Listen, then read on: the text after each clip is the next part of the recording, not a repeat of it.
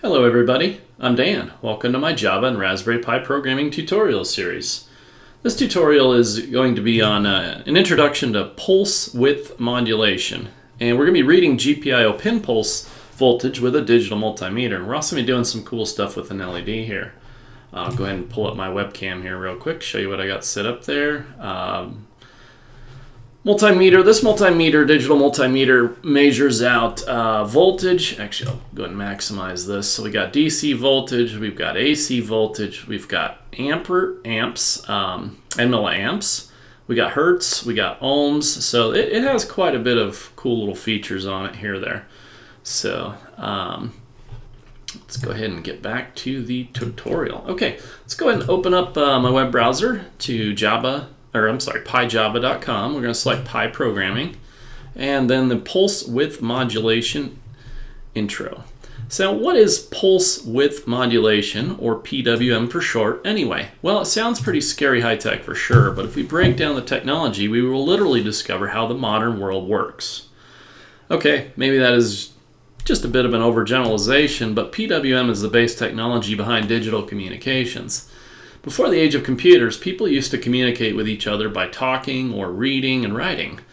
Our modern world is powered by electronic devices that communicate with each other using volts and very small splices of time measurement.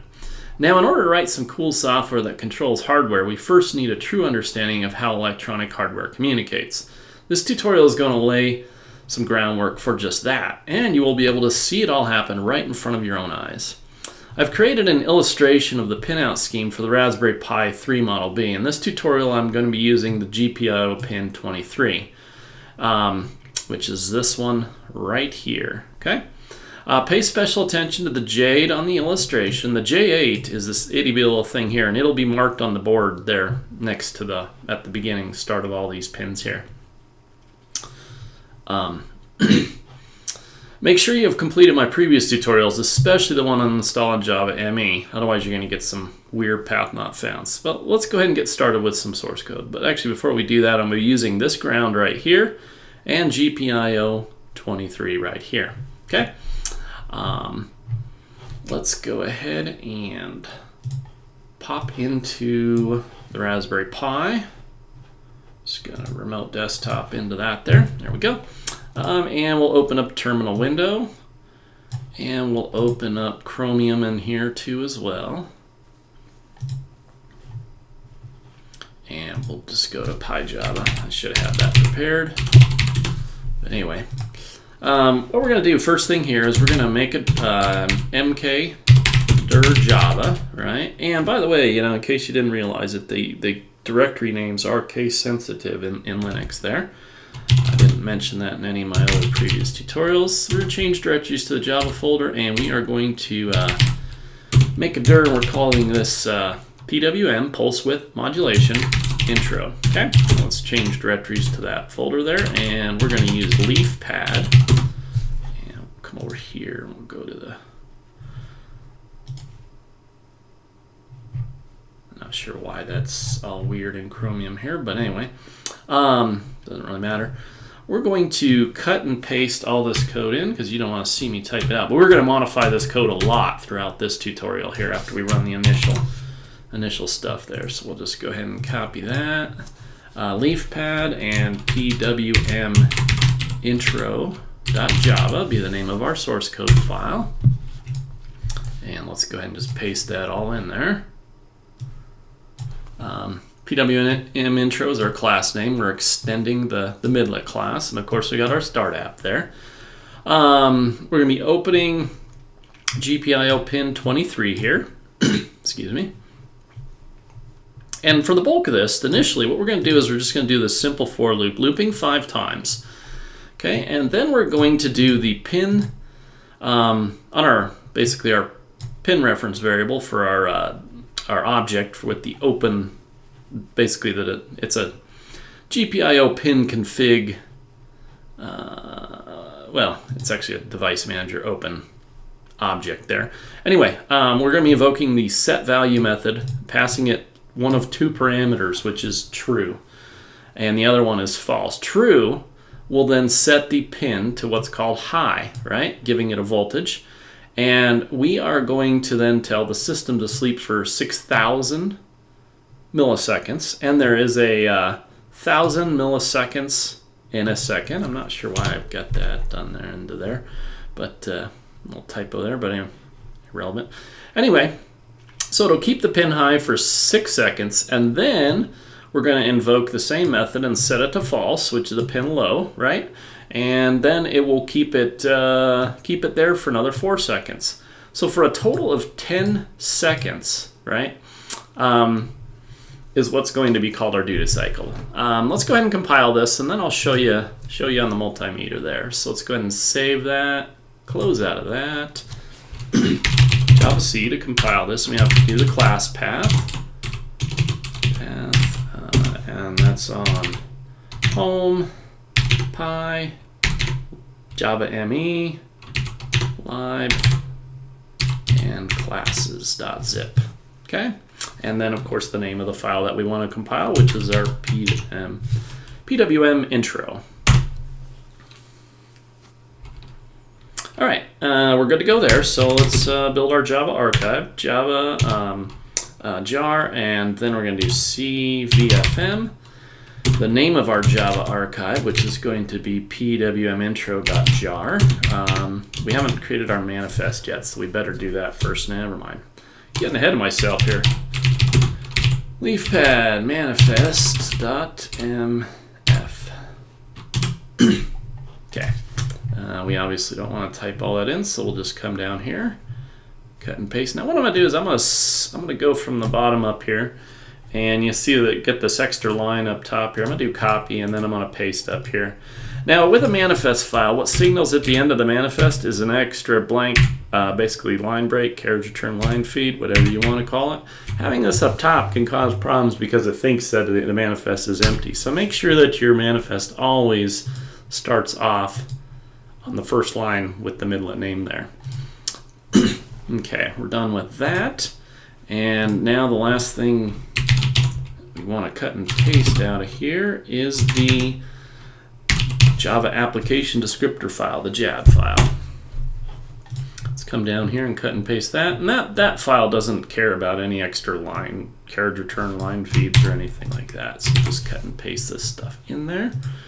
Let's save it. Now we're ready to build our jar file.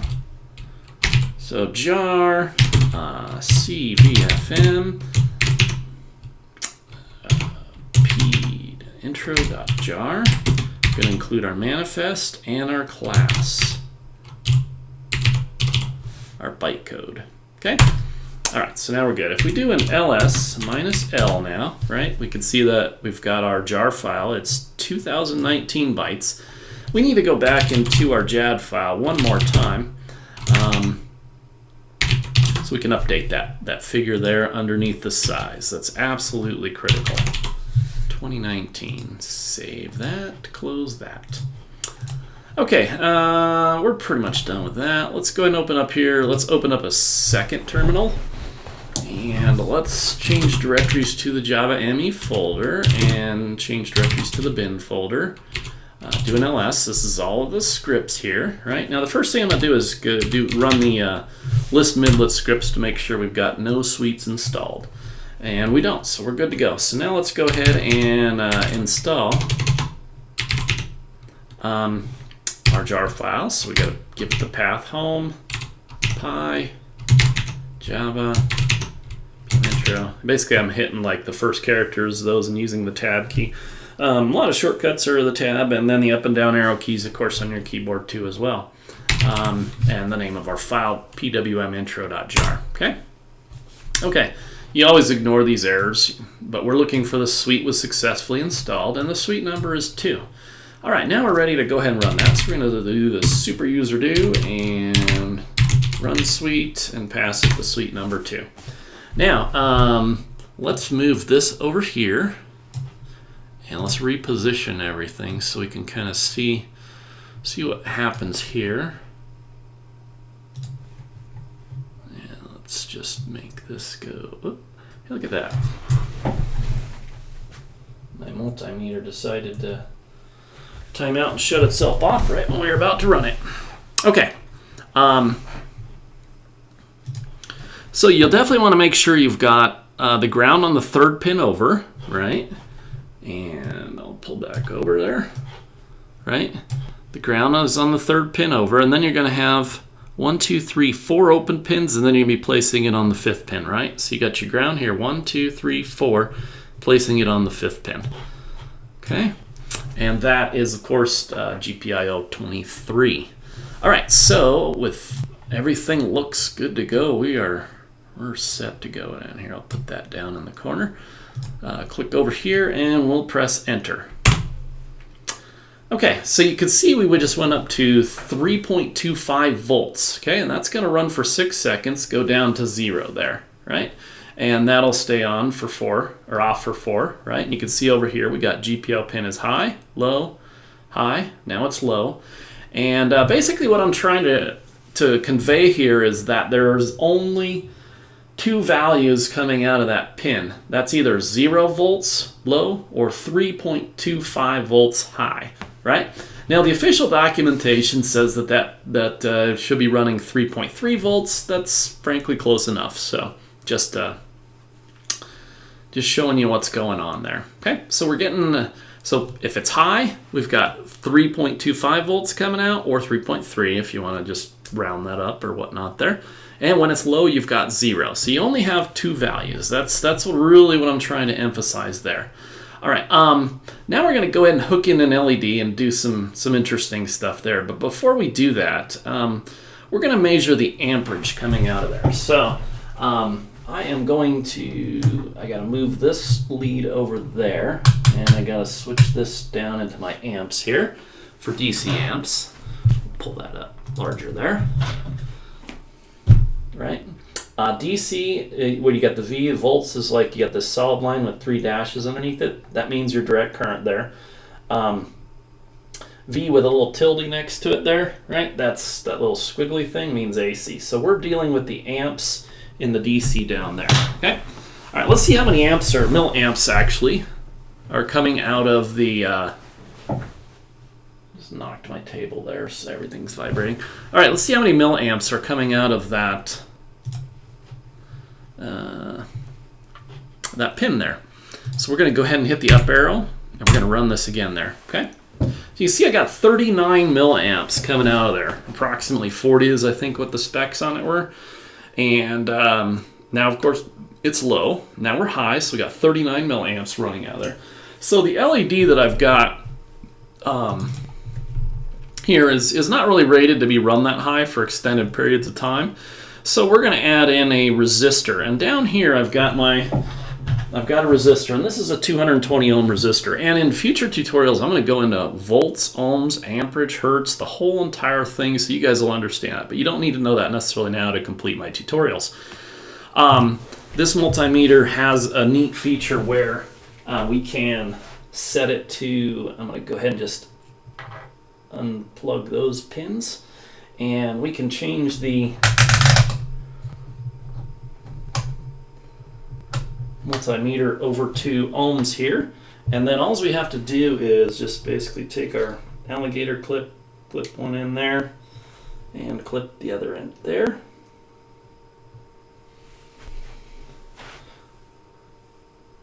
Oh, and I have to move my terminal lead back over to there.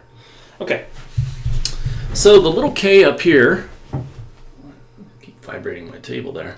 Little K up here stands for 1,000. So this is 1,000 ohms. So we've got 0.219 of 1,000 is, of course, doing the math real quick there, is 219 ohms. This is a 220 ohm resistor. So we're going to go ahead and put that into the mix here. So I'm going to unplug these 2 wires, and I am going to put in my ground on the 3rd pin down. And I'm going to unplug that. We're done with the multimeter for this one here. So now, let's move the whole Raspberry Pi over here. Refocus. And I'm going to just put the one end of the resistor in here, and I'm going to hook that into the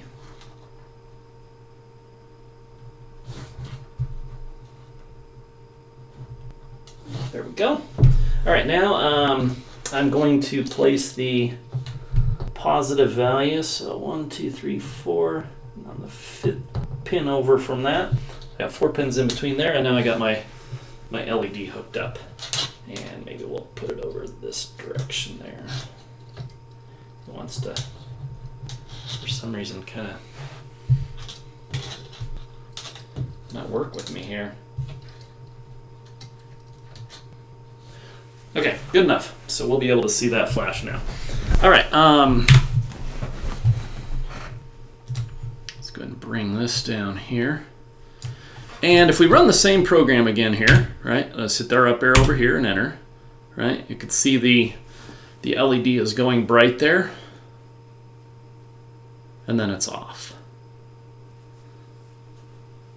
High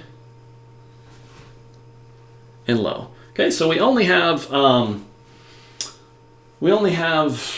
two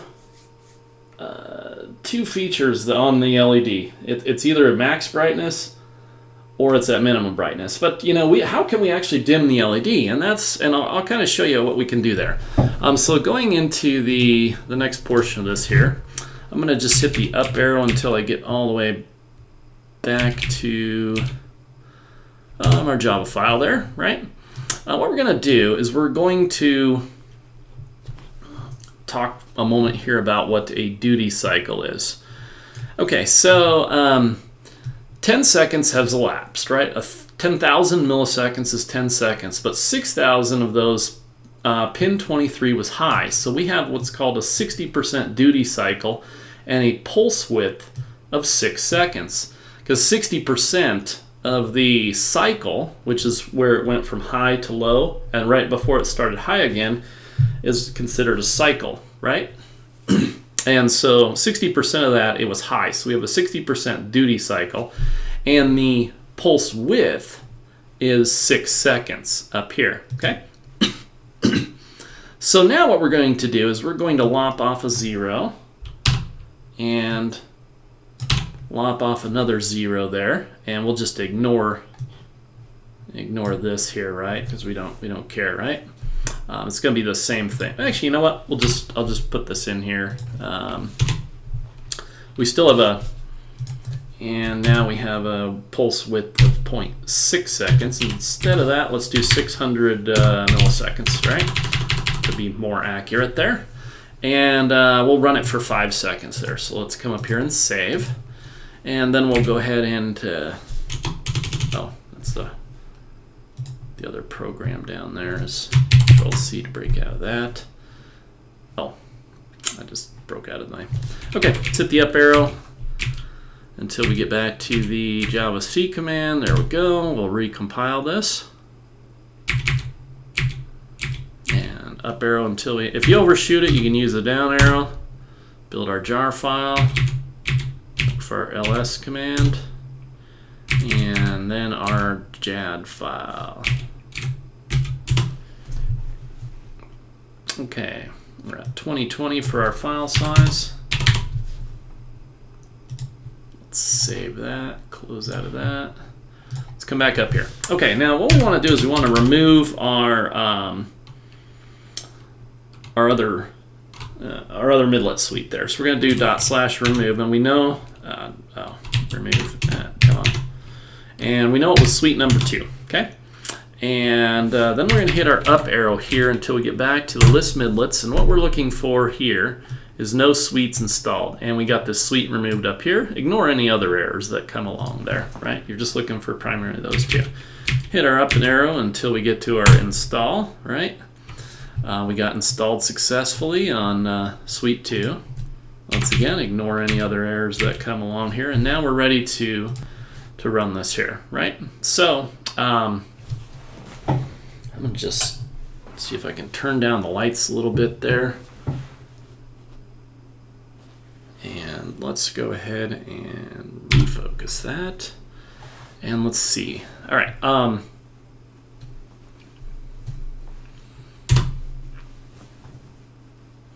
Okay, so our LED is now running basically 5 times, right? And it was on for 600 milliseconds. and then it went off. All right, we're going to now see if we can dim this. So we're going to change our values significantly here. We're going to come back to this one here and arrow up to the Java. Okay.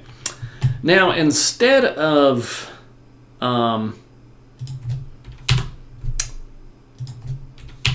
600, we're going to do 60 and 40, right? So now we're going to have 100 milliseconds elapsed, 60 of those. We still have a 60% duty cycle, but now our pulse width is 60 milliseconds, okay? So if we want to run this for 5 now, basically this would elapse and it would run for basically 60 plus 40 is 100 milliseconds, so 5 times 3 would only run for half a second. So we need to bump this up to 50, right? If we want to run this for basically 5 seconds. All right, now let's go ahead and close out of that. Hit our up arrow to recompile.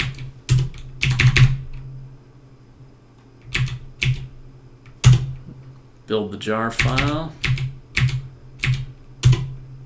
List it and change our, well, actually it's 2020, it's still the same. All right, that's good. Let's go ahead and hit our up arrow 4 times here, remove the suite, up arrow 4 times again. List the inlets, no suites installed, that's what I'm looking for. Up arrow 4 times again, install it, successfully installed. And now let's run it again.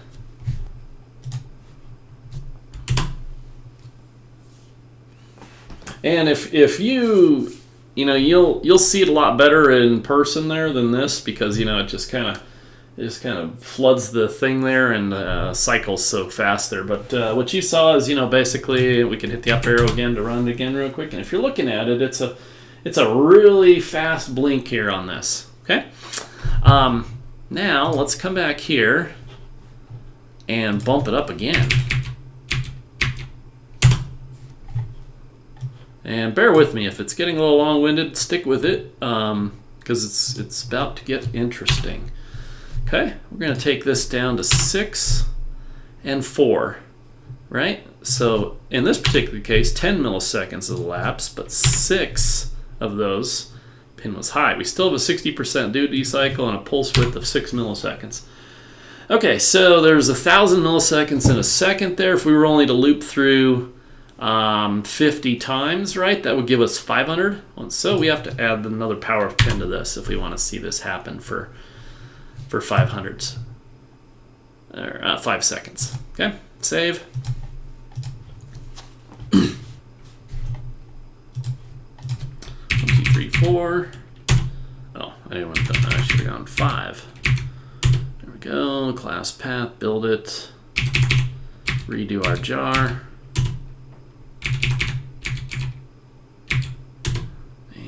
We're at 2028, so that is in fact different than the last one there. Let's change our value, 2028, save that, close out of this. Hit 4 times up to remove the suite, suite removed. 4 times up to list, we got no suites installed. 4 times up to install it, and now let's run it again.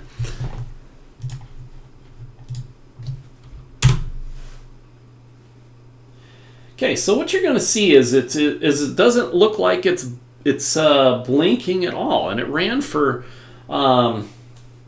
5 seconds, but to the eye, it just looked like it wasn't blinking at all. Now that's because our eyes can only see certain.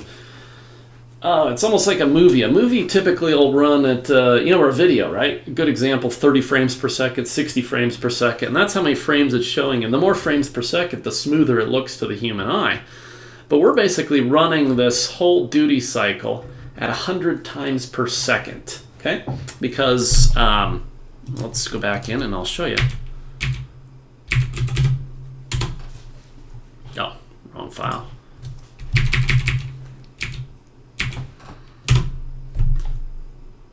$100 times per second is our math, right?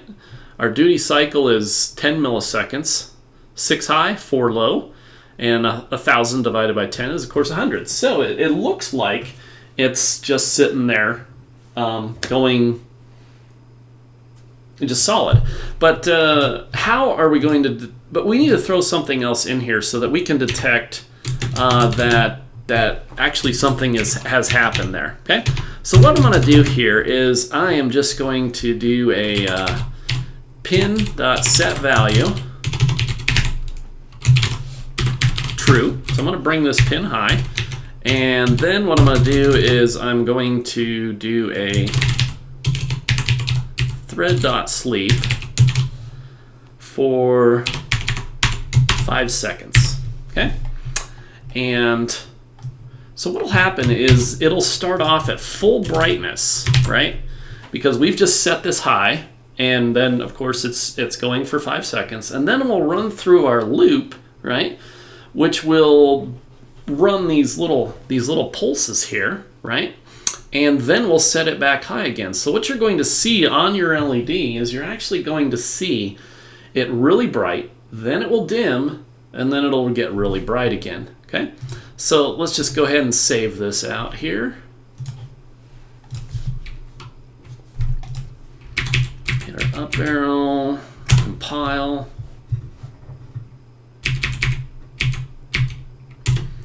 Build the Java archive, get our file sizes. By the way, in a future tutorial, I'm gonna write an actual script that'll do all this, but you know, it's really important for you guys to understand that you know what's going on initially on building a mlet, whatever you want to call them. I prefer midlet myself, but anyway, 2052 is our file size now.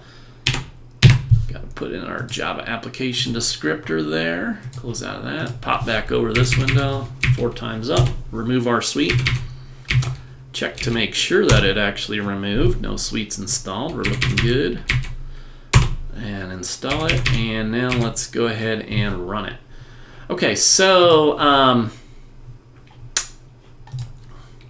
got our window up. Let's hit enter. So we got a super bright LED right at this point in time. 5 seconds. And then did you see how it dimmed right there? And if you're actually standing looking in front of it. So once our loop is done running over and that one, oops, see it went high again there. So